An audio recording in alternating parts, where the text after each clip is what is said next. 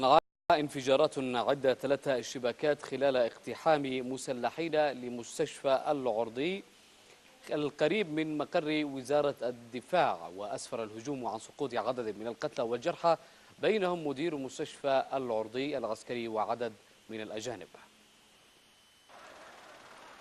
في سابقة خطرة تعد الأولى من نوعها في ظل الانفلات الأمني في اليمن، تمكنت عناصر إرهابية من اقتحام مجمع الدفاع التابع لوزارة الدفاع اليمنية.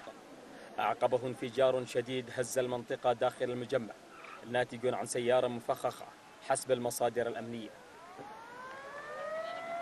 الانفجار أعقبته اشتباكات بمختلف الأسلحة الثقيلة والخفيفة حالت دون تمكن رجال الإطفاء والإسعاف من دخول المكان لساعات عدة.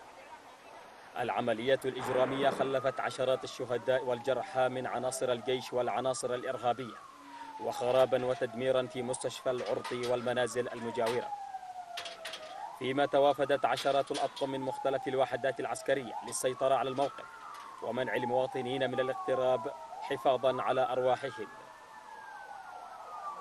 أصبح شبح الخوف والرعب والموت المفاجئ يلاحق رجال الأمن والجيش والأمن، تارة بدراجات نارية وأخرى بسيارات مفخخة حصدت أرواح العشرات على مرأى ومسمع من العالم، والحكومة التي وصل فشلها الذريع والمخزي حدا لا يطاق، فيما تكتفي الجهات المعنية بإصدار البيانات والتنديدات دون أن تعمل ولو مرة في التاريخ على الحد منها. فارس الصليحي، اليمن اليوم، صنعاء.